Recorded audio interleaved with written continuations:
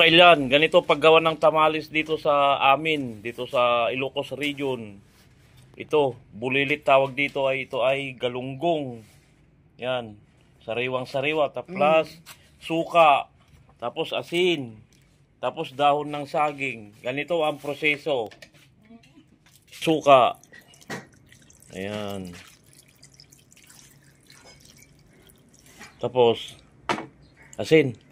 Ayan, tapos asin. Mas masarap sana to kung may kwan eh. Kamyas. Kaso pwede rin daw kahit walang kamyas. Ayan o, tapos ayan. Ihalo-halo. Sarap to kailan dahil sariwang sariwa. Gusto nga kasi asin na natin yan. Dagdagan mo pa konti para masarap. Ganito na. Ayan, katamdaman lang ah. Ayan o. Yan. Dito sa amin ay tamales yan. Pagkatapos niyan, ano sunod? Balkutin na. Babalutin. Tapos kailan babalutin na sa dahon ng saging. Yan, yan. Ganyan, no? Yan. Ganyan lang siya. Paulit-ulit lang. Ayan, no? Ganyan lang yan. Yun. Ulit kayo saan nga ng kardero. Ganyan, babalutin na. Yan. Ganyan lang, paulit-ulit. Ganyan lang, kasimple. Ayan, oh. Tapos ilalagay na rito. Ayan. Tapos, kukuha ulit doon. Ayan. Sino mang buyay na? Ayan. Paulit-ulit lang, ganyan, hanggat matapos yung balot. Tapos lulutuin natin sa uling. Ganyan lang ang proseso. O, pa'y bitsin na na. Mga bitsin na na.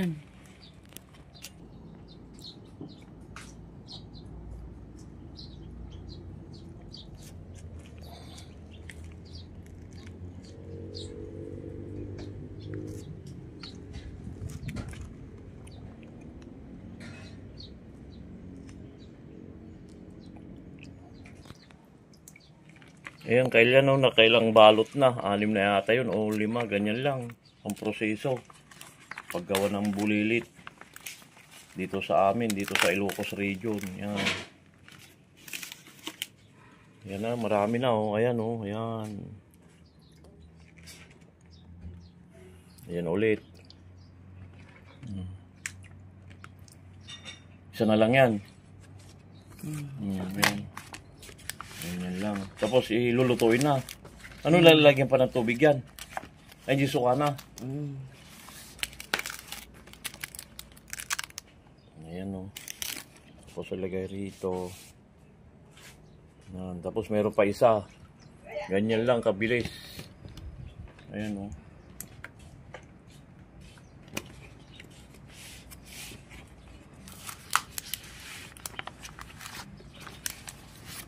Tapos lulutuin na. Ayan. O, sa cooking na tayo kailan. Yan o. Yan, ganyan. Isang ganyan. Tapos lalagay yung sabaw. Ayan na pa nakasabaw niya.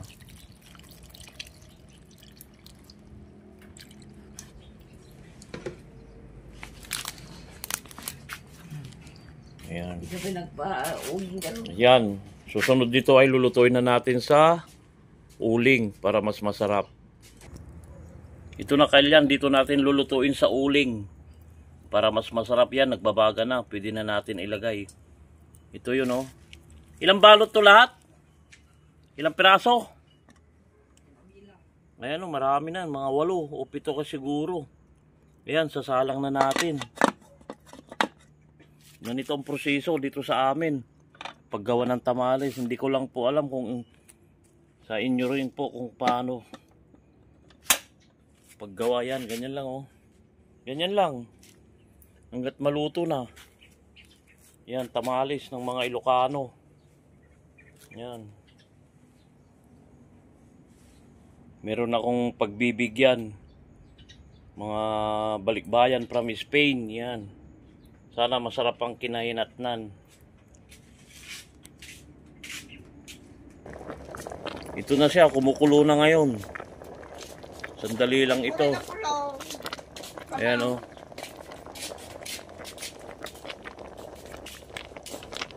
Kumukulo na. Ganito lang ang proseso paggawa ng tamales dito sa amin. Yan.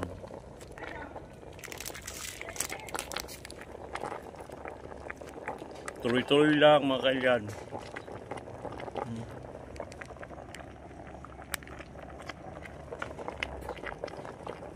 May ilang minuto pa, luto na to. Tuloy-tuloy lang kailan, no? Yan, malapit na. Hanggat maubos konti yung sabaw niya.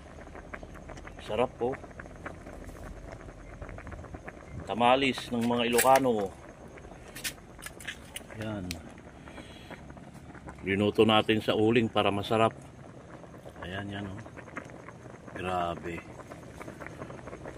Pag ito kainin mo, wala na naman ang diet. Ayan, oh.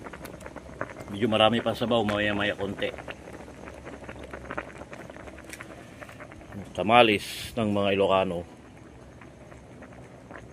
Hindi ko lang po alam sa lugar nyo kung paano rin kayo magluto ng tamales. Ganito ang version namin.